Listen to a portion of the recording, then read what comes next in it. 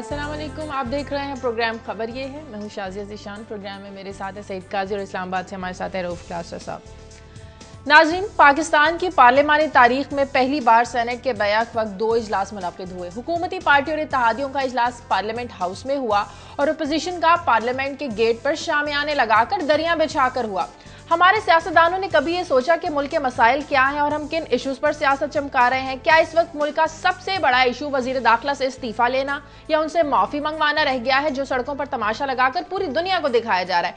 जरा देखते हैं कि आवाम की आवाज के लिए हमारे सियासतदान कितना सड़कों पर बैठकर उनके लिए, उनके हक में फैसले करवाते हैं। आज जरा इस पर बात करेंगे। साथ ही हम बात करेंगे परवेज मुशर्रफ की, जो अब आजाद है, क्योंकि मुख्तलिफ मुकदमात में 6 माह 20 रोज तक अपने ही घर में कैद होने के बाद अब वो रिहा हो गए हैं। मुशर्रफ के कानूनी मुशीर अहमद रजा कसूरी ये कहते हैं कि झूठी कहानियां बनाकर परवेज मुशर्रफ को मुकदमात में फंसाया गया।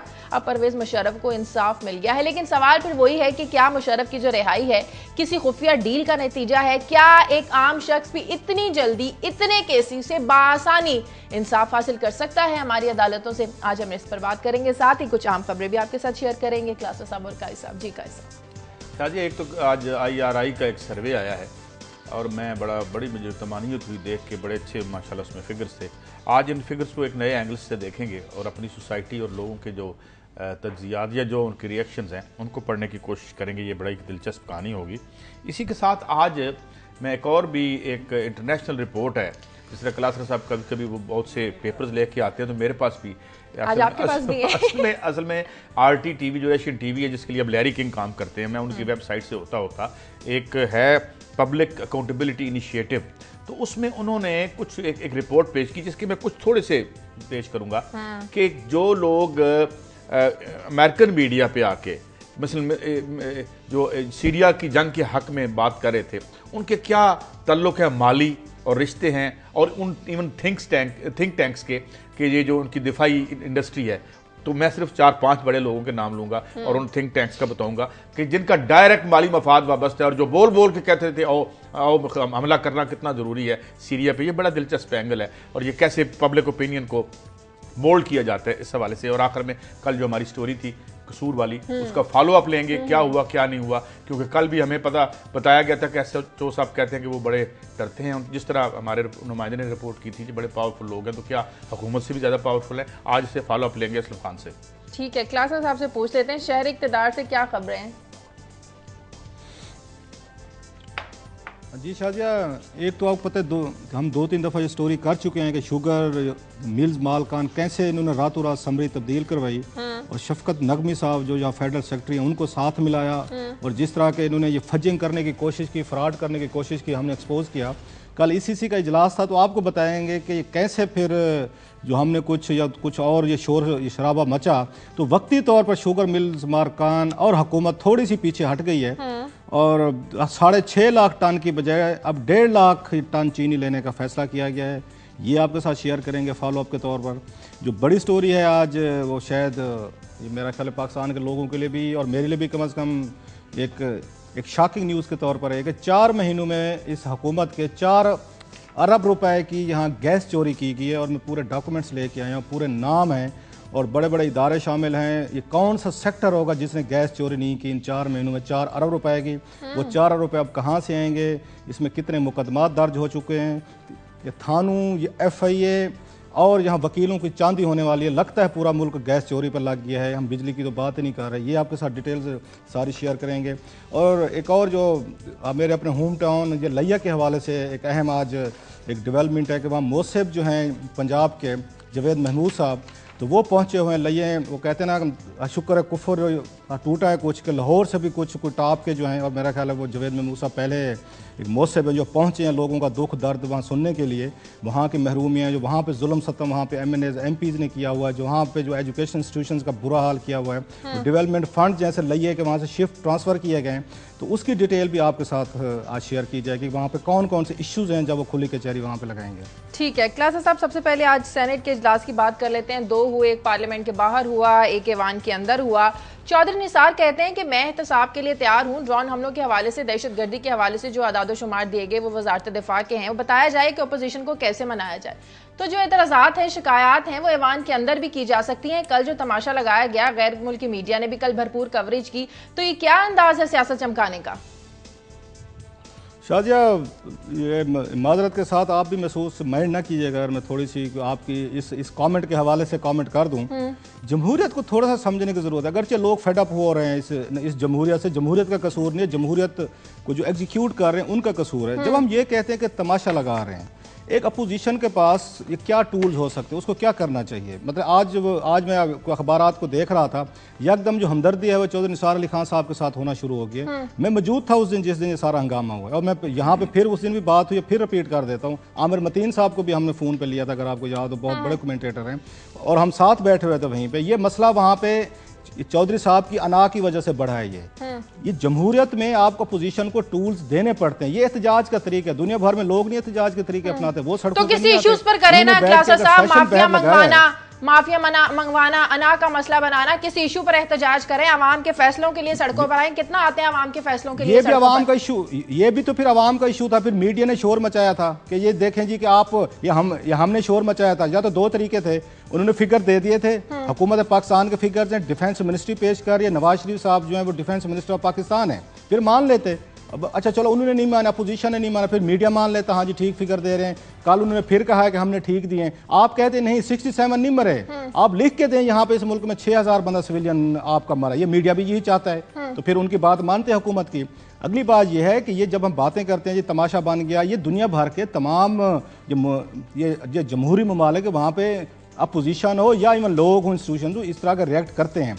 इंपॉर्टेंट चीज़ें जो इसमें हो रही हैं, जो मसला 4 लफ्जों से ख़त्म हो सकता है, हाँ। वो चौधरी निसार अली खान साहब को हम सब जानते हैं। मैं इस्लामाबाद का कोई जर्नलिस्ट मुझे कंट्राडिक्ट करके दिखाए, वो सख्त गुफ्तगू करते हैं, वो तंज करते हैं, वो ताने मारते हैं। उस दिन हमने सब ने सुना है, कल वाले उनकी तकरीर उठा के देख लें, अगेन उससे तंज ला करें आपको। बल्कि मुझे तो ये लगता है इस मुल्क के जो वजीर आज़म है इस वक्त, वो ये नवाज शरीफ साहब नहीं है, वो चौधरी निसार अली खान साहब। लेकिन आज तो उनका बयान आया है, मैं एहतसाब के लिए तैयार हूं, मुझे बताया जाए कि ओपोजिशन को कैसे मनाया जाए। थोड़ी सी सॉफ्ट लगे के लिए, उन्हें कहें आप एहसाब के लिए तैयार ना हो। जो मैं कह रहा हूँ, चौधरी निसार अली खान साहब इस वक्त पाकिस्तान के वजीर आजम हैं, और नवाज शरीफ साहब तो बंकर में बैठे हुए हैं। जैसे जरदारी साहब पे इल्ज़ाम लगता था कि उन्होंने 5 साल अवान सदर में बंकर में बैठ के अपने गुजारे, नवाज शरीफ साहब भी बंकर में बैठ गए। आगे उन्होंने चौधरी निसार अली खान को कर दिया है। वही कहते हैं कि हम यहाँ अमेरिका के साथ अपने रिलेशनशिप को हम वो करेंगे, हम रिव्यू करेंगे। वही बैठ के कहते हैं कि हम इन तालिबान के साथ मुज़ाकरात को वो बताते हैं मैंने तो बंदे भेज दिए थे, ऊपर से ड्रोन आ गया। तमाम पॉलिसीज जो हैं, जो फैसले हैं, जहाँ उस पर जो इम्प्लीमेंटेशन की बात आती है, वो चौधरी निसार अली खान साहब कर रहे हैं। चौधरी साहब मेरा ख्याल है बात को बहुत आगे ले गए हैं। इसकी ज़रूरत नहीं थी, जो हम रिपीट कर रहे हैं, पूरा मीडिया अंडरस्टैंड करता है इस्लामाबाद में। ये मसला वहाँ पे हल होने वाला था जब उनको परवेज रशीद ने और ख्वाजा साद रफीक ने कहा कि हमें जाने दें, जाकर पोजीशन को मनाते हैं। चौधरी निसार अली खान ने मना कर दिया कि कोई ज़रूरत नहीं है। ये पहली दफ़ा हमने देखा है कि सेनेट चेयरमैन नैयर बुखारी साहब ने 6 दफ़ा कहा है हुकूमत के वजीरों को प्लीज़ जाएं, मना के लाएं। ये जमहूरियत में होता है, पार्लियामेंट्री प्रैक्टिस है। चौधरी निसार अली खान ने कहा कि आप नहीं जाएंगे, और वो नहीं गए। मैं ये कह रहा हूँ, जमहूरियत में अना नहीं चलती, फिर एक डिक्टेटर में और एक जमहूरियत पसंद बंदे में कोई फर्क नहीं रह जाता। एक आपको बात ये आप जिद कर गए हैं भी, आप कह देंगे अगर आपको इतनी बात कहनी है, मैं कह देता हूँ। और मैं जिंदगी में ये 10 जगहों पे मैं सॉरी कर लेता हूँ, तो मुझे बाज़ दफ़ा अपने दोस्तों से करनी पड़ती है, अपने मतलब रिश्तेदारों से करनी पड़ती है, आप लोगों से करनी पड़ती है। इतना कह देते कि अगर आपके किसी के फीलिंग्स हर्ट हुए, I am sorry, that's it. उससे हमसे ये भी नहीं कहा जा रहा कि आई एम सॉरी, इससे कोई बड़ी बात हो सकती है। देखिए, आज आप पहली दफा ना आपकी और शाजिया की राय में थोड़ा सा बहुत आ रहा है। इसी पे मुझे एक बात याद आ गई कि खांचा फरोश बेचारा आम बेच रहा था, किसी ने कीमत पूछी तो उसने बताई, उसने कहा ये सब दे दो, तो उसने कहा सब तुम्हें दे दूं तो बाकी का दिन मैं क्या करूंगा। बात ये है व्हाट एल्स दे हैव। क्या अभी आऊंगा, मेरे ख्याल में ब्रेक का वक्त आ गया है कि इनकी जो इस्तेदाद क्या है, ये क्या डिलीवर कर सकते हैं, इंस्टीट्यूशन में जान कितनी है, ये नहीं करेंगे तो क्या करेंगे, इस पे आके बात। मुझे ब्रेक लेने नाज़रीन, ब्रेक का वक्त है, ब्रेक के बाद वापस आते हैं।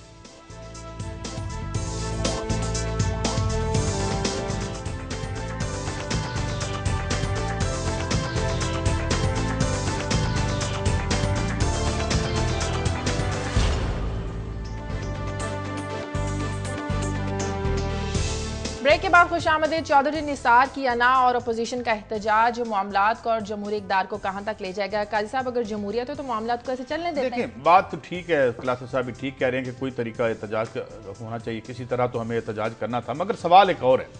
सवाल ये है कि मसलन खबरें क्या है, मैं आज आपको दो थोड़ी थोड़ी खबरें सुनाता हूँ। आज FBR ने हाथ खड़े कर लिए, उसने कहा हुजूर जो आपने हमें रेवेन्यू के टारगेट का 24-25 बिलियन रुपए का टारगेट दिया था, हम पूरा नहीं कर सकते।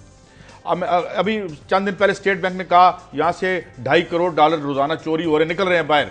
और आज फिर खबर है, इदारी है एक बड़े अखबार का, कि जनाब ये क्या है, यहाँ से ये प्रेसिंग इश्यूज आपको बता रहा हूँ, बेरोजगारी। अब आप जब ये चीजें हल नहीं कर सकते तो फिर आप क्या करते हैं? You are given to non issues.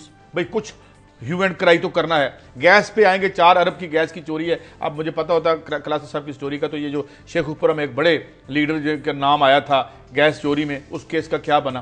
तो जब आप तारीख को 1 सेंटीमीटर आगे नहीं ले जा सकते, लीडरों का काम क्या होता है? कौमों को गाइड करना, आगे लेके जाना, मुल्क के रिसोर्सेज को हमवार करना। जब आप ये नहीं कर सकते तो अच्छा आप मुझे ये बताएं, अगर लिस्ट दे दें, वो लिस्ट दें जी इतने बंदे नहीं, 100 बंदा फालतू मरा था, फिर क्या हो जाएगा? माफी मांग लेंगे, क्या हो जाएगा? सवेरे बंदा, अब अगर वो माफी मांग लेते हैं तो फिर क्या हो जाएगा? क्या सवेरे एक ये सोशो इकोनॉमिक कंडीशन बदल जाएंगी? जिस अजाब से हर रोज हर आम आदमी पाकिस्तानी गुजरता है वो गुजर जाएगा। ये अगर नहीं होगा तो यही तमाशे लगेंगे, बारदरियां बिछेंगी, वहां तकरीरें होंगी, इधर टीवी पे आके। तो जब ये हुक्मरानी जब अवाम के मसाइल से दूर हो जाए तो फिर किसी तरह आपने पेट तो भरना है, मीडिया का पेट भी भरना है, कुछ आके बाहर कहना भी है, नुमाया भी रहना। तो और आप क्या करेंगे? फिर आप यही करेंगे जो कर रहे हैं। क्लास साहब, आपके सोर्सेज क्या बता रहे हैं? जिस तरह आप चौधरी निसार का गुस्सा और उनका तानेबाजी का अंदाज बता रहे हैं, कोई मूड लग रहा है उनका माफी मांगने का, या तो थोड़ा सा झुकने का, या अपोजिशन से बात करने का? बिल्कुल नहीं है। चौधरी साहब बड़े इंतहा सख्त आदमी हैं और वो किसी के साथ रू रियायत के कायल नहीं है। जैसे मैंने कहा कि उनका गुस्सा, उनकी अना, मैं तो हैरान होता हूँ वो पॉलिटिक्स में इतने अर्सा चल कैसे गए हैं इस एटीट्यूड के साथ। और इस्लामाबाद के सारे सहाफ़ियों की आज भी, अगर जो मैं उस पर आमिर मतीन साहब की, मैं अभी आने से पहले थोड़ी देर पहले पॉलिटिकल कमेंट पढ़ रहा था जो उन्होंने इसी पूरी सिचुएशन पर लिखे, दैट्स वेरी इंटरेस्टिंग, कि वो भी यही कह रहे हैं कि अब ये नवाज शरीफ साहब छुप के वज़ीर आज़म हाउस बैठ गए, पूरा मुल्क जो है तमाम मामला चौधरी निसार अली खान चला रहे हैं। वो डिफेक्ट अगर कोई प्राइम मिनिस्टर है पाकिस्तान में तो वो ही हैं। मुझे ये पता कितनी देर लगनी थी कि मियां नवाज शरीफ साहब की वजारत से रिलेटेड है। मियां नवाज शरीफ वजीर भी हैं, ये जहन में रखें, मियां नवाज शरीफ साहब 4 वजारतों के वजीर भी हैं। जैसे वहाँ शहबाज शरीफ साहब ने पंजाब में ये बहुत सारे वजारतें अपने पास रखी हुई थी पिछली दफा और अब भी रखी हुई हैं। तो नवाज शरीफ साहब को भी ये स्टाइल पसंद आ गया अपने छोटे भाई का कि तमाम वजारतें अपने पास रखो। तो पाकिस्तान के जो वजीर दिफा हैं, वजीर खारजा हैं, वजीर कामर्स हैं, डिफेंस वगैरह के, वो सारे नवाज शरीफ साहब खुद हैं इस वक्त। तो वजीर दिफा की हैसियत से बड़ी एक इंटरेस्टिंग चीज़ है, कल चौधरी निसार अली खान साहब ने कौमी असम्बली में कहा कि ये तो वजारत दिफा का सवाल था, मेरे तो तल्लुक ही नहीं, अगर गलत है तो वजारत दिफा से पूछे। तो वजारत दिफा कौन चलाता है? वो नवाज शरीफ साहब चलाते हैं। तो चौधरी निसार अली खान साहब नवाज शरीफ को चार्जशीट कर रहे थे कि नवाज शरीफ की वजीर दिफा नवाज शरीफ की जो वजारत ने गलत जवाब दिया है या दुरुस्त जवाब दिया है। फिर नवाज शरीफ साहब को चाहिए था, वो डेमोक्रेसी के लिए उनकी बड़ी जद्दोजहद है, खुद भी दावे करते रहते हैं। तो चले जाते कल सेनेट ऑफ पाकिस्तान में जब इजलास हो रहा था, अगर वहां पे वो जा सकते हैं, आबिद शेर अली जा सकते हैं और बड़ा अच्छा काम किया आबिद शेर अली ने, जा सकते हैं, तो why not Nawaz Sharif as the defence minister of Pakistan के हुजूर, आई एम सॉरी, अगर मेरी वजारत ने, मैं वजीर था उस वजारत का जो अभी भी हूँ और अगले 5 साल भी रहूंगा जब तक नया आर्मी चीफ नहीं आता, तो जनाब मेहरबानी करें चलें, मैं माफी मांग। मुझे ये बताए इतनी बड़ी अना होगी हमारे हुक्मरानों की कि गलत जवाब दिया है, माना है कि हम इसको चेक करते हैं। तो पार्टी क्या लोग चौधरी निसार के इस रवैये से लगता है कि तंग हैं, उन्हें मशवरे देते हैं कि अपना रवैया थोड़ा सा नर्म रखें और मामलात को सुलझाने की कोशिश करें? एक और कल शाहजिया बड़ी इंटरेस्टिंग चीज सामने आई है। कल स्पीकर कौमी असम्बली ने फरमाया कि उन्होंने ये महमूद खान चकजई साहब को कहा कि आप इस हाउस के बड़े हैं, आप मेहरबानी फरमा के इनका आउट ऑफ पार्लियामेंट सेटलमेंट करवा दें। जरा गौर फरमाएं, जरा गौर फरमाएं इस पे। उन्होंने कहा इनका आउट ऑफ पार्लियामेंट सेटलमेंट करवाएं, इन दोनों का मामला पार्लियामेंट का है, आउट ऑफ पार्लियामेंट सेटलमेंट करवाएं। ये हमने आउट ऑफ कोर्ट सेटलमेंट, ये सेटलमेंट तो सुने थे, ये नई टर्म मैं आपको दे रहा हूं, जैसे काजी साहब देते हैं, आउट ऑफ पार्लियामेंट सेटलमेंट होंगे। पहले एपीसी इन्होंने आउट ऑफ पार्लियामेंट बना ली थी कि एक नया कल्चर आ गया था कि पार्लियामेंट को भाड़ में जाए। यहाँ पे 342 महीने सैलरीज ले रहे हैं, गाड़ियाँ ले रहे हैं, अलाउंसेज ले रहे हैं, पेट्रोल, उनको फिर सर्व करने के लिए जो यहाँ पे ये हजारों स्टाफ है उनकी सैलरीज, उन्होंने कहा जी पार्लियामेंट बंद कर दो। एपीसी का नया कल्चर शुरू हो गया, आओ जी आओ, ऑल पार्टी शुरू करते। तो बाकी एमएनए वहाँ पे क्या कर रहे हैं? अब वो कहते हैं झगड़ा शुरू हो गया, छोड़ें जी महमूद अचकज़ई साहब, आप बैठ जाएं, एक अपनी कमेटी बना लें, दोनों के मुज़ाकरात शुरू करवा दें और फिर हमें आगे बता दीजिएगा। मेरा ख्याल है पार्लियामेंट को जब बंद कर दें, एक आप APC बना लें, वहां पे मसले हल कर लिया करें, जैसे जनरल जिया ने मजलिस शूरा बना ली थी, एक out of parliament settlement committee बना लें पार्लियामेंट की, चलें देखते हैं इजलास आज भी होने, वो बाहर बैठ कर सेटल कर लिया करें। देखते हैं पर जो चौधरी निसार अली खान है कितना उतना गुस्सा कम करते हैं और अपोजिशन को मनाते हैं। आगे बढ़ते हैं क्लास साहब, परवेज मुशर्रफ रिहा हो गए हैं, सवालात वही उठ रहे हैं कि ये क्या किसी खुफिया डील का नतीजा है, परवेज मुशर्रफ को भी किसी NRO के तहत रिहा किया गया है, क्या लगता है आपको? आज एक खबर है जो हमें, मेरा ख्याल है हमें टेकअप ये करनी चाहिए, चलें इसी के साथ ही टेकअप कर लेते हैं। जैसे काजी साहब ये मौका ढूंढ लेते होते हैं खबर के अंदर से खबर एक और निकाल लें, तो ऐसे ही मैं आज करता हूँ। आज एक बड़ी खबर साथ में छपी हुई है जिसको मीडिया ने उस तरीके के शायद नहीं हाईलाइट किया, वो बैक पेज पे जाके लगी है। वो है साबिक वज़ीर-ए-आज़म राजा परवेज अशरफ साहब के बारे में कि नैब ने उनको मुलज़िम डिक्लेयर करके रेफरेंस भेज दिया, 280 पेजेस का डॉक्यूमेंट।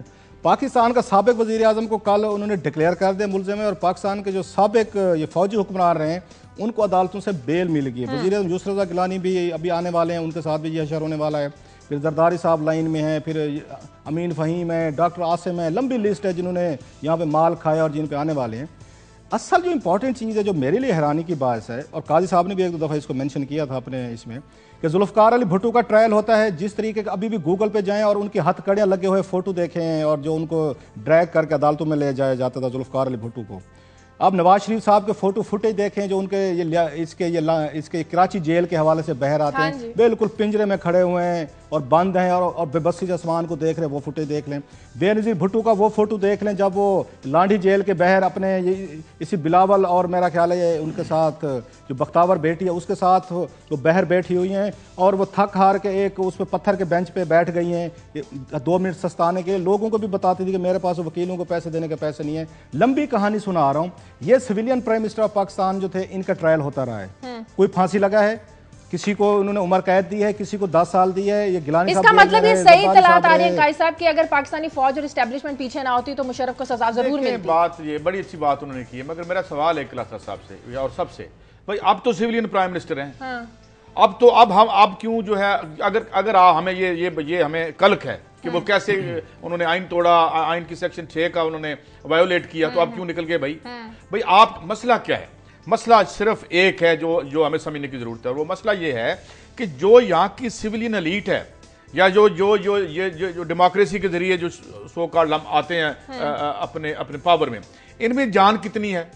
ये कैसे जो है अपने इदारों को चलाते हैं? अगर प्रोसिक्यूशन में कोई कमी रह गई है तो उसकी जिम्मेदारी मैं चीफ ऑफ आर्मी स्टाफ को तो नहीं कह सकता, वो तो नहीं है, वो तो यानी ठीक है वो एक इंस्टीट्यूशन के हेड है, हुक्मरान तो नहीं है, हुक्मरान तो हम हैं। तो कहां पे कमी रही? अदालतों के सामने जब उन्होंने कहा जनाब आए अदालत के सामने, तो जाके हमने कहा कि जनाब हम एक कमेटी बनाएंगे, पहले वो ढूंढेगी, क्योंकि इसमें इंडाइट जो करना था वो एग्जेक्टिव ने करना था, एग्जेक्टिव ने इंडाइट नहीं किया, एक से निकले। अब यूं लगता है कि जैसे वो तशरीफ इसलिए लाए थे कि मतलब यार ये जान छुड़वाएं, अदालतों में से एक दफा बाहर निकल जाएं और फिर उसके बाद आना जाना हमारा लगा रहे। तो बात ये है कि हम अपनी वीकनेसेस दूसरों पे छोड़ते हैं। अब मसला क्या है? अगर हमारे मैंडेट हो कायम, हमें पता हो कि अवाम हमारे पीछे 180 मिलियन अवाम खड़े हैं, हमें यहाँ वाशिंगटन डीसी नहीं लेके आया, हमारे एक गरीब आदमी जिसके पांव में जूती नहीं है उसने वोट डाल के हमें और वो वोट देता है। हाँ। तो फिर आपको जब फेथ हो, हम तो अपने पैसे यहाँ नहीं रखते। क्लासर साहब, इस रियासत पे हुक्मरानों का या जो हुक्मरानी यहाँ करते रहे हैं 65 वर्षों में, उनके फेथ का आलम यह है कि वो पाकिस्तानी बैंकों पे एतबार नहीं करते, पैसा बाहर रखते हैं, प्रॉपर्टियां बाहर खरीदते हैं। तो ये मसला यह है, मसला ये है कि इस एतबार का मसला नहीं है, वीकनेस अपने अंदर देखें, वीकनेस अपने अंदर देखें। अगर आपने नहीं रखा, उसको इंडाइट सही तरीके से नहीं करवाया, प्रोसिक्यूशन ठीक नहीं हुई, तो तशरीफ ले जाएंगे। मैं बता देता हूँ इंडाइट कैसे, मैं काजी साहब मैं बता देता हूँ कि हुकूमत ने इंडाइट किया या नहीं किया वो साफ नजर आ रहा है। हाँ। लेकिन मुझे उनका बता दें, जैसे शाजिया अभी कह रही थी कि अदालतों ने रिहाई दी है, कोई नवाज शरीफ साहब ने एग्जेक्टिव ऑर्डर के जरिए माफी दे के बाहर तो नहीं भेज रहे। जैसे इनको माफी जना मुशर्रफ ने दी थी नवाज शरीफ साहब को। थोड़ा सा हम एक और साइड पे आ जाते हैं।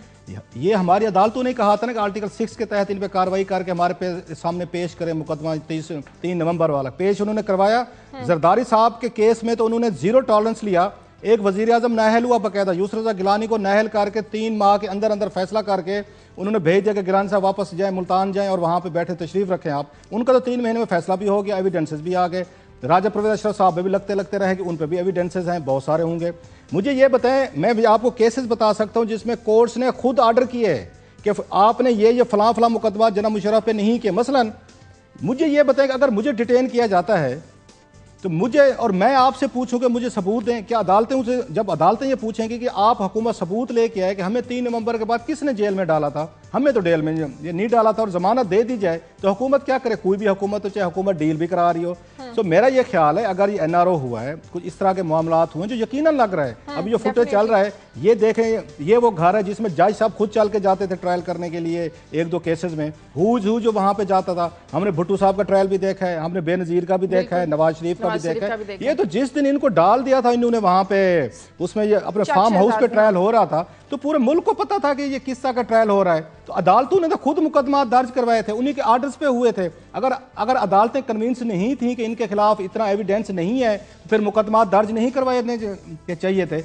ये घरों में भी कैद रहे हैं, इनके बच्चे, हमारे जजेस सबान के इंतहाई ऑनरेबल जजेस के बच्चे वहां डिटेन रहे हैं। पूरे मुल्क ने तहरीक चलाई है। वजीर आजम गिलानी ने पहले दिन कहा था कि मैं जजेस को रिहा करता हूं। उस केस में कैसे इनको जमानत मिल सकती है? और जरा वजीर दाखिला से भी पूछ लिया जाए, जो परवेज मुशर्रफ पर इतना गरजते बरसते थे, आर्टिकल 6 के हवाले से कमेटी बनाने का कहा था, वो अगर आप ये कह रहे हैं जुडिशरी वीक है, अगर आप ये कह रहे हैं कि जुडिशरी वीक है, चले अगर जुडिशरी वीक है तो फिर ये जुडिशरी की जो जजेस की तैनाती है, ये भी तो सिविलियन अरेंजमेंट है ना। ये भी कहीं मार्शल लॉ के दौरों को छोड़ दें। अगर आपने, अगर इस पे बकायदा एक बिल आया है, एक फरातुल्लाह बाबर ने सेनेट ऑफ पाकिस्तान में बिल मूव किया है, और बड़ी खूबसूरत तकरीर की थी फरातुल्लाह बाबर ने कि जो हम सिविलियन कंट्रोल लेना चाहते थे, पार्लियामेंट्री कंट्रोल लेना चाहते थे कि जजेस की तैनाती कैसे होनी चाहिए, वो सारी की सारी सुप्रीम कोर्ट ने। तो मैं अब फरातुल्लाह बाबर साहब को मैं क्या और ताकत क्या दूं? क्लासरा साहब, मैं तो वोट दे सकता हूं ना। पार्लियामान जो सुप्रीमेसी है सब उसकी, वो बनाए कानून के जजेस की तैनाती कैसे होगी। कानून और बनाया था, कानून तो वहां बनेगा। अगर आप कानून बनवा नहीं सकते, उस पर इंप्लीमेंट नहीं करवा सकते, कभी हम जजेस को कहते हैं जी आपने वीकनेस दिखाई, कभी हम कहते हैं उसने दिखाई। असल में अपने अंदर देखना चाहिए। हमारा काम, अभी आऊंगा ना, मैं आपसे सवाल करूंगा जब आप 4 बिलियन वाली स्टोरी करेंगे। ये स्टोरी पिछली पार्लियामेंट में हो चुकी है कि गैस के कौन कौन से लोग लॉबीज थी जो पार्लियामेंट में काम करते। काम और होता है, हम और बताते हैं, करते हैं। इसमें मेरे ख्याल ब्रेक का वक्त, मुझे ब्रेक लेनी है। क्लास ब्रेक का वक्त है प्रोग्राम में। नाज़रीन, ब्रेक के बाद वापस आते हैं।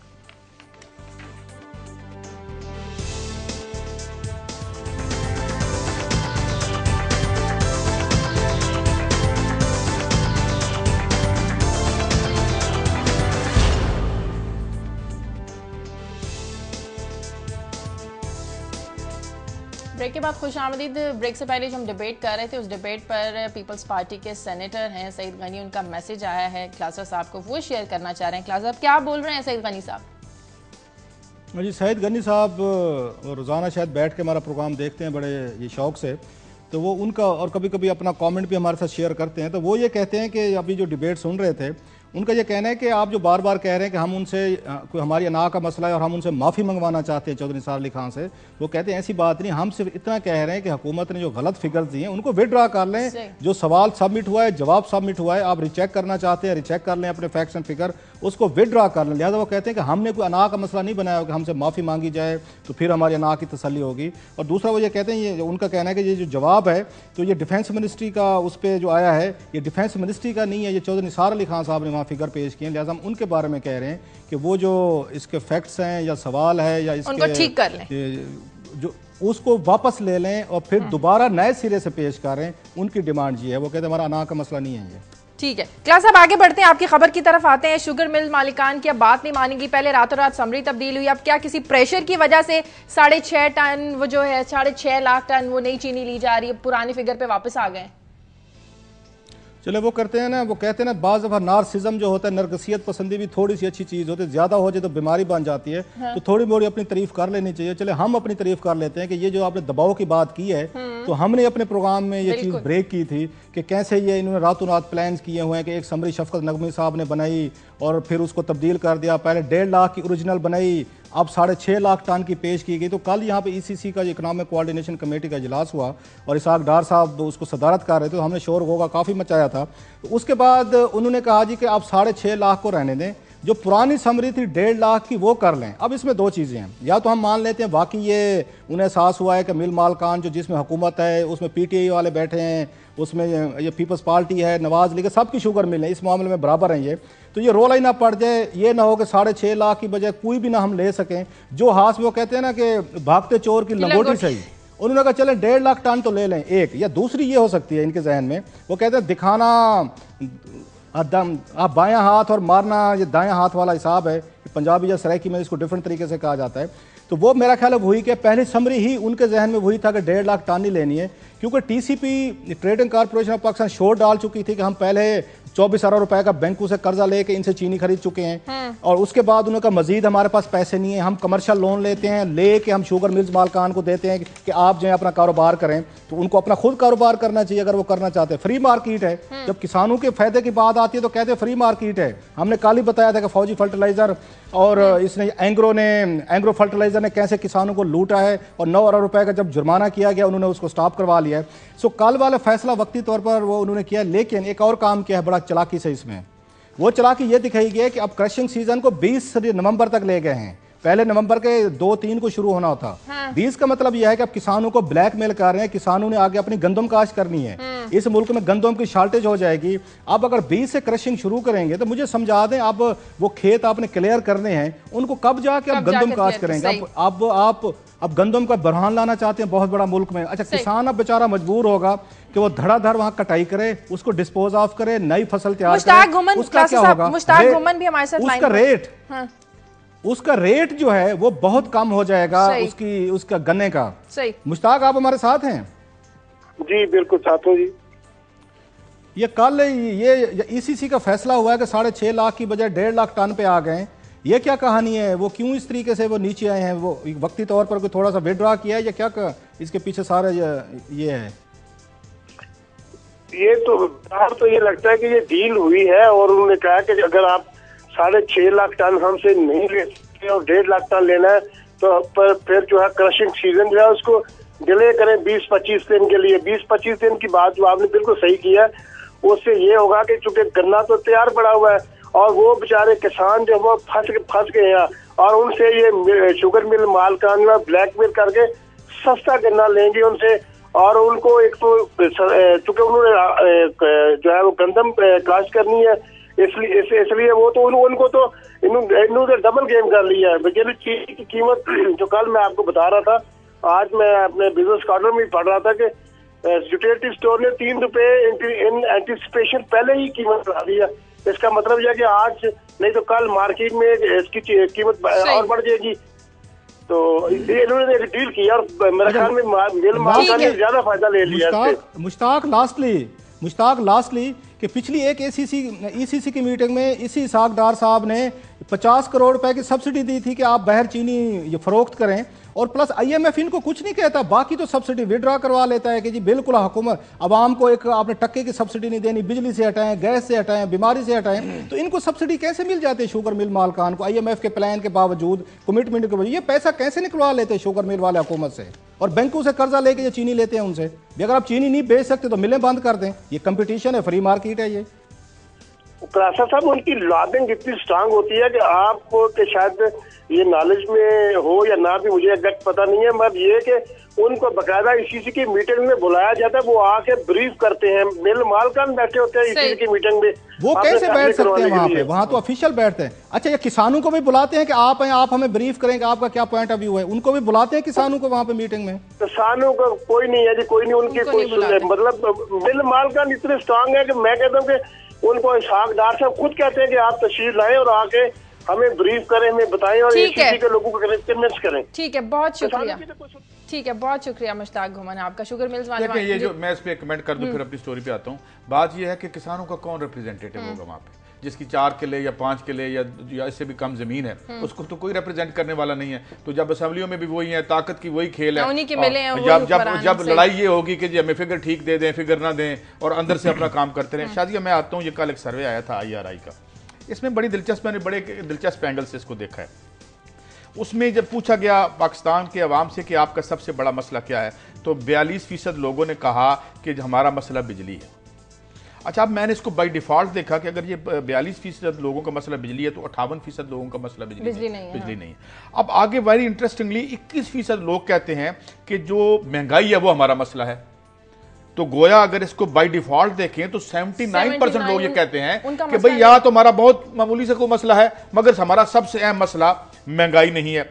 इस तरह 12% लोगों ने कहा जी अनएम्प्लॉयमेंट हमारा मसला है। इसका मतलब है कि यहाँ फुल एम्प्लॉयमेंट है, 82% लोगों के पास यहाँ पर अब एम्प्लॉयमेंट है, और 10% लोग कहते हैं जी टेररिज्म बड़ा मसला है। गोया 90% लोग अमनो अमान की सूरत हाल से बड़े मुतमिन या कम अज कम कोई इसको बड़ा इशू वाइटल जिंदगी का नहीं समझते।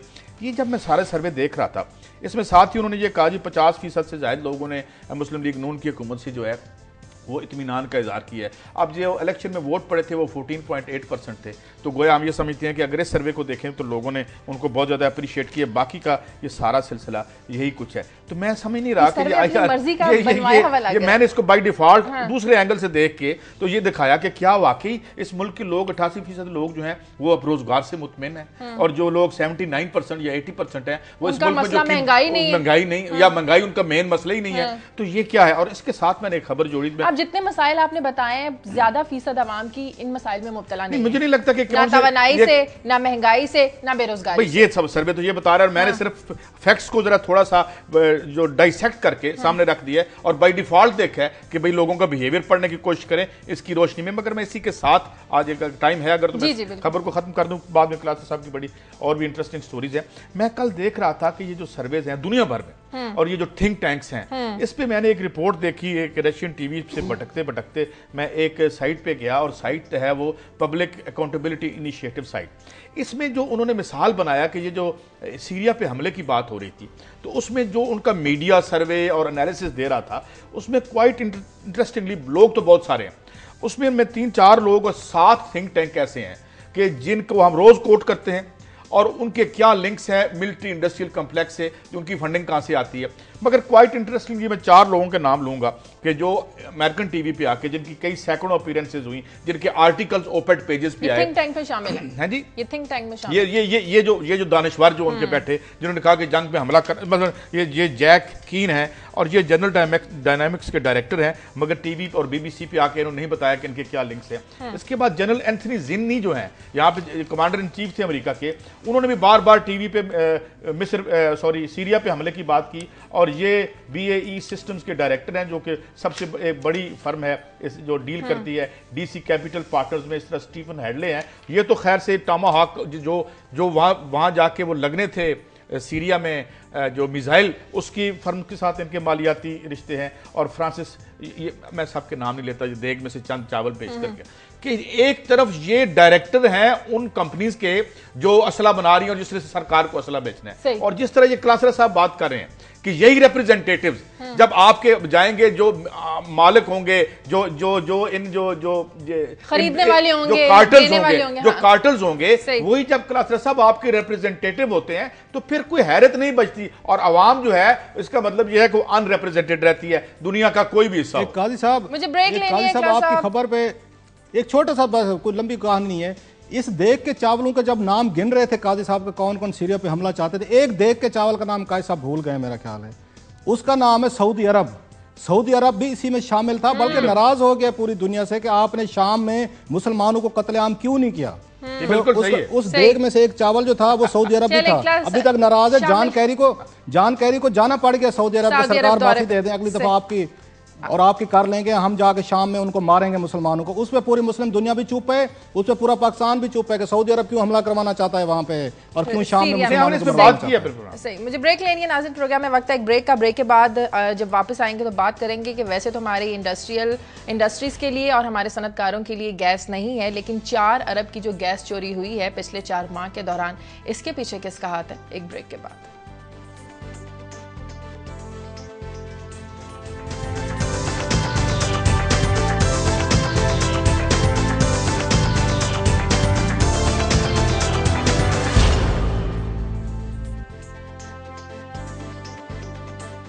ब्रेक के बाद खुश आमदीद। क्लास साहब, सर्दियां आ गई हैं, गैस की शॉर्टेज शुरू हो जाएगी, ना हमारी इंडस्ट्रीज को मिलेगी, घरेलू सार्फिन के लिए भी गैस कम हो जाएगी, लेकिन जिन्होंने पिछले 4 माह में 4 अरब की गैस चोरी की है, इन्हें गैस कहां से मिल जाती है? ये शाहजहां एक रिपोर्ट है मेरे पास और ये हुकूमत पाकिस्तान की अपनी रिपोर्ट है और ये शायद खकान अब्बासी साहब ने पेश की है और आई होप कि वो भी फिर ये कल को इसमें कोई फजिंग नहीं निकल आती या कुछ फिर भी रोला नहीं पड़ जाता। उसमें इन्होंने बड़े सनसनीखेज इंकशाफात किए हैं ये शायद खकान अब्बासी साहब ने कि पहले 4 माह में जब से हुकूमत शुरू हुई है नवाज शरीफ साहब की, वो ये बता रहे हैं कि इस मुल्क में 4 से 5 अरब रुपए की गैस चोरी हुई है इन 4 महीनों में, जो डिटेक्ट की गई है और बाकायदा जिनको FIR की गई हैं या उनको नॉमिनेट किया गया है और गैर कानूनी कनेक्शन यहाँ पे निकले हैं जिनका कोई वो रिकॉर्ड नहीं था, वैसे ही लगा के रखे हुए थे। वो 2572 ऐसे ये गैस के कनेक्शन हैं जो लोगों ने लगाए हुए थे। इंटरेस्टिंग चीज़ जो है इसमें पूरे मुल्क का ये, और ये 4 माह के फिगर्स आ रहे हैं, 5 अरब रुपए की चोरी जो सामने आई है। इसमें हु जो इसमें इन्वॉल्व नहीं है, सबसे बड़े चोर जो निकले हैं ये कारोबारी हजरात हैं। अच्छा, जो हम बार बार बात कहते हैं इस मुल्क को नुकसान, जो अशफाक अहमद साहब की बात बाज़ वक्त कोर्ट की जाती है कि इस मुल्क को नुकसान कौन पहुंचा रहा है, ये पढ़ा लिखा तबका पहुंचा रहा है। सबसे ज़्यादा CNG स्टेशन हैं इसमें इसके बाद गेस्ट हाउसेज हैं, इसमें सनटी यूनिट्स हैं, सीमेंट के हैं। इवन इस्लामाबाद की मैं नाम ले लेता हूँ क्योंकि यहाँ पे मेरे पास रिकॉर्ड मौजूद है। या तहजीब बेकरी है, यहाँ पे बहुत बड़ी बेकरी समझी जाती है, F11 में वो गैस चोरी में मुलविस पाई गई है। ऐसे छोटा शोरूम है मुल्तान में, बहुत बड़ा शोरूम है, बड़े लोगों का है, वो गैस चोरी में उनका नाम यहाँ पे आया हुआ है। ऐसे लॉन्ड्री हैं, धोबी घाट हैं, आप इवन तंदूर हैं। सबसे ज़्यादा मैं बता रहा हूँ कि अच्छा कुछ इसमें साफ ज़रा घर भी शामिल हैं लेकिन उनकी बड़ी तादाद नहीं है। और जो मेरे लिए हैरानी की बात है इसमें सबसे ज़्यादा जो मुझे इसमें नज़र आ रही है, इसमें गैस चोरी के वाक़यात जो हैं वो गुजरांवाला में ज़्यादा हैं, सियालकोट में ज़्यादा हैं, यहाँ पे ये इसके जो नाम मैं देख रहा हूँ। उसके बाद ये बहावलपुर में ज़्यादा हैं वहाँ पे, और बहावलपुर में भी अहमदपुर, ये शर्किया में ज़्यादा वाक़यात नज़र आ रहे हैं। मुझे तो ये लगता है कि पूरा मुल्क जिसका जहाँ दौ लग रहा है वो इस मुल्क में कोई ना कोई चीज़ को चोरी कर रहा है, चोरी भी करते हैं और उसके बाद जो नुकसान है आप और मैं पे करते हैं, हमारे बिलों में एडजस्टमेंट होती है। और शाम को यही तबका जो चोरी करता है, बड़े बड़े बिजनेसमैन हैं, ग्रुप्स हैं, शाम को टेलीविजन टॉक शो देख के बेचारे बड़ा अफसोस का इजहार करते हो, देखे जो हुक्मरान वो मुल्क तबाह हो गया, ओ जी हम बर्बाद हो गए। और सारा दिन ये चोरियां करते रहते हैं, कोई टैक्स चोरी करता रहता है, कोई गैस करता है, कोई बिजली करता है। शाम को बैठ के टॉक शोज पे आंसू बहाते हैं कि मुल्क तबाह हो गया। इसलिए तो हम शाम को आते नहीं हैं, हम सुबह ही चले जाते हैं जी। और इसलिए इंपॉर्टेंट चीज जो ये है कि अब ये बहुत बड़ा डाटा है मेरे पास, मैं नाम पढ़ना शुरू कर दूं, किसी वजह कंप्रीहेंसिव स्टोरी बनाऊंगा। ठीक है, कौन कौन से सेक्टर के कितने कितने चोर हैं जिन्होंने ये सारी चोरी की है। एक मैं इसके साथ लास्टली बताता जो मुझे ट्विटर पे भी एक मैसेज आया हुआ है मेरे ट्विटर अकाउंट पे। डॉक्टर इमरान कमर साहब हैं। डॉक्टर इमरान कमर साहब का ये कहना है कि जो अभी जो मुश्ताक घुमन बता रहे थे कि ये 3 रुपए कीमत बढ़ी शुगर की, उन्होंने कहा हजूर अपनी इंफॉर्मेशन अपडेट करें, रात 6 रुपए बढ़ गई है। अब जरा डाके देखें इस मुल्क में कि आप उनसे ले रहे हैं चीनी, जब आपने खरीदनी हुकूमत पाकिस्तान ने, TCP ने बैंकों से कर्जा लेके लेना है, आपने रातों रात 6 रुपए कीमत बढ़ा दी है। आप वहां से भी लूट रहे हैं, अब वहां से भी लूट रहे हैं कि हमें आपने कर्जे लेके उनसे चीनी लेंगे, अवाम को भी लूट रहे हैं कि आपने 6 रुपए कीमत बढ़ा दी चीनी की। ये डाके पड़ रहे हैं इस मुल्क में। बड़ी तकलीफदेह करेक्शन की है उन्होंने, 6 रुपए बढ़ा दी उन्होंने, 6 रुपए बढ़ा दिया। आप अपोजिशन इस पे एहतजाज करें, आप अपोजिशन इस पे भी सड़कों में बैठे क्लासेस साहब जी। कैसे मुख्तसरन 1 मिनट बात इन्हीं के मिल मालकान है, ये कैसे कर सकते हैं? ये अपोजिशन PTI की और पीपल्स पार्टी के भी मिले हैं, ये कैसे एहतजाज करेंगे? यहीं पे कॉन्फ्लिक्ट ऑफ इंटरेस्ट का खेल। बिल्कुल, मैं बात इस पे जरा 1 मिनट करना चाहता हूँ। असलम खान है हमारे साथ कसूर से। खान साहब कल आपने स्टोरी दी थी, असलम साहब आवाज आ रही है आपको?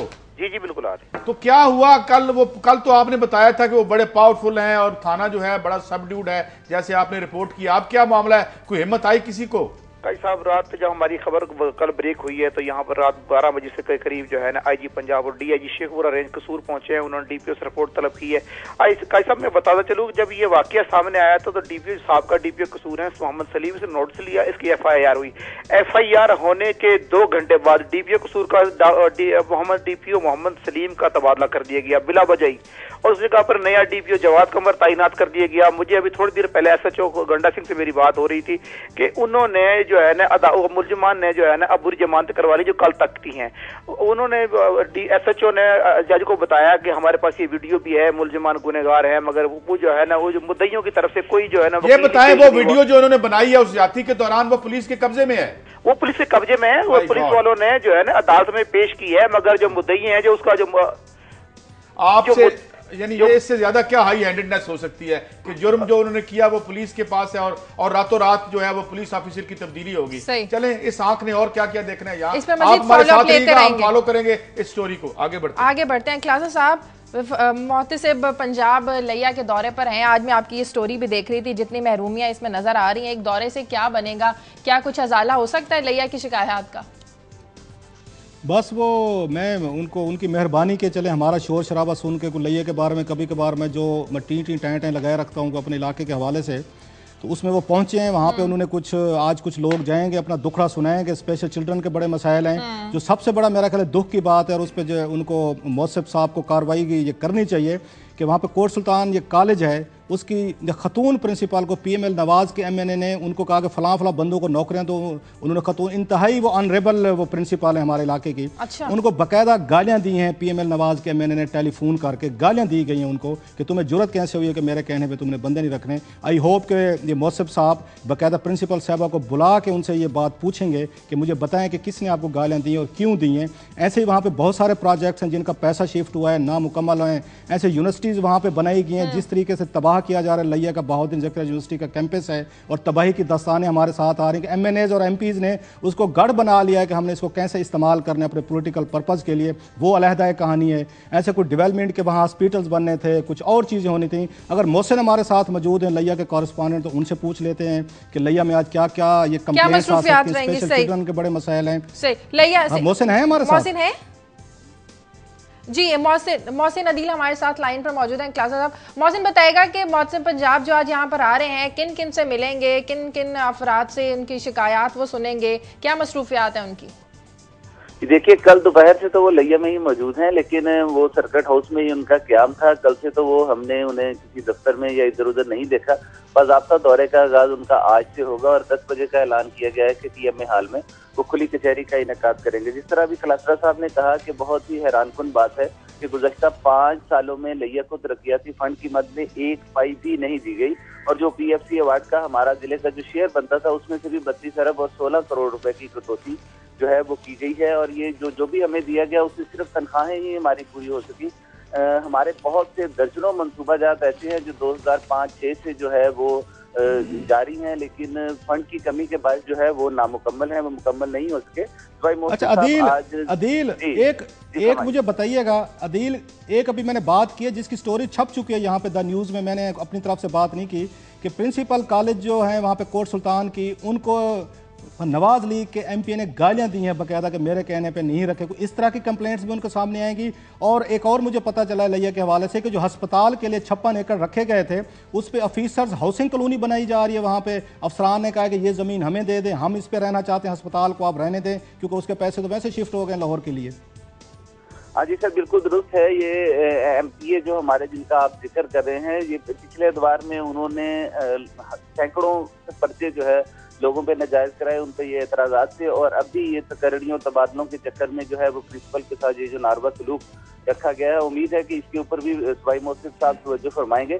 ये जो 56 एकड़ का आपने जिक्र फरमाया है, ये बात आपकी दुरुस्त है कि 56 एकड़ जब ये डेवलप हुआ था 1982 में, तो उस वक्त का ये रकबा जो है यहाँ पे मौजूद है, लेकिन तहसील अस्पताल को ही अपग्रेड कर दिया गया, लेकिन उस जगह को ताहाल यूटिलाइज नहीं किया गया और उसे मुख्तलिफ पर्पज के लिए इस्तेमाल करने की कोशिश की जा रही है। लोग समझते हैं कि दावा शायद कुछ कर सकें। जो सूबाई मोहसिब साहब आ रहे हैं, हम मुंतज़िर हैं, उम्मीद की जा सकती है जो कुछ शिकायत है उनका हवाला हो सके। बिल्कुल, बहुत शुक्रिया, बहुत शुक्रिया आपका। एक छोटा सा कॉमेंट मैं कर लूँ, मुझे याद पड़ता है शौकत अजीज़ वज़ीर ख़जाना थे, ये 2001-2 की बात कर रहा हूँ। मुझे उन्होंने बाकायदा बुलाया था शौकत अजीज़ साहब ने अपने दफ्तर में, उनको पता था मेरा ताल्लुक लिया से है। उन्होंने कहा क्लासा साहब हमने सर्वे करवाया है और पूरे पंजाब में सबसे गरीब ज़िला जो निकला है वो लिया निकला है। ये शौकत अजीज़ साहब को मैं कोट करके कह रहा हूँ। और उन्होंने कहा जो हमने NFC बनवाया है और प्रोविंशियल फाइनेंस कमीशन, हमने हिदायत की हैं कि जो गरीब इजला हैं उनको पैसे दिया जाए। और मुझे उन्होंने बताया था आपका ज़िला सबसे ज़्यादा गरीब है, गरीब लोग हैं, मैंने हिदायत जारी की हैं कि वहाँ पे ज़्यादा पैसे दिए दें। और मोहसिन अदील हमें ये बता रहे हैं कि वो तनख्वाह देने के लिए जिंदा रखा हुआ है, डेवलपमेंट के लिए जीरो बजट है, सबसे ज़्यादा गरीब ये गरीब डिस्ट्रिक्ट है। जो मुझे शौकत अजीज़ ने आज से 10 साल पहले बात बताई थी सर्वे में, अभी तक उसका ट्रांसफर पैसे वहां पे लइया में नहीं हुए। जो प्रोजेक्ट की आपने सूरत हाल देख ली है, जुल्म जो रखा हुआ है PML नवाज के MNAs MPs ने, कि थानों को गुलाम बना लिया है। कोई SHO वहां टिक ही नहीं सकता जो उनकी मर्जी का ना हो। ये देखें ना खिलाफत साहब, ये मुझे बताएं ना, ये जो आज ये जो कसूर की स्टोरी हमने ली थी, ये कितनी हॉरेबल है, ये उससे भी ज्यादा हॉरेबल। यानी उनके पास फुटेज मौजूद है उस जुल्म की जो उन्होंने खुद बनाई और रातों रात पुलिस के अफसर का जो है तब्दील कर दिया उसको। और उसके बाद जो है वो एक और मैं जाते एक और आपको मजे की बात बताऊं काजी साहब, हम इस मुल्क में रोना रोते हैं इदारों का। मैं आपके साथ स्टोरी शेयर करूंगा बड़ी मजे की, अगले एक आध दिन में उस पर इन्वेस्टिगेट कर रहा हूं। हिंट दे देता हूं, गोजरावाला में एक सीक्रेट एजेंसीज का उन्होंने वहां पे मशीनरी लगाई थी लोगों के टेलीफोन टेप करने के लिए। अच्छा। 4 माह पहले चोर आए हैं, रातों रात उस सीक्रेट एजेंसी का सामान लेके फरार हो गए हैं। ये कैसा है? मुमकिन है वो कैसे कहेंगे ये सीक्रेट एजेंसी? चले वो 4 महीने से गोजरावाला के इलाके से जहां पे उन्होंने पूरा बग करना था एक्टिविटीज को, उसको वो चोरी चोर कर ले लिया। गए हैं। तो इस पर डिटेल में बात करेंगे। अमेरिकी अवाम चाहेंगे कि जो NSA सारी दुनिया की जासूसी करी है वो उसको भी कुछ चोरी करके ले जाए। ठीक है, बहुत शुक्रिया क्लासेस साहब आपका। कैसा ये भी अमेरिका ने चोरी किया होगा मेरा ख्याल है, अमेरिका के खाते डाल देते हैं। प्रोग्राम के लिए नाज़रीन आप हमें फीडबैक दीजिए। खबर@दुनिया TV.tv पर इजाजत दीजिए। अल्लाह।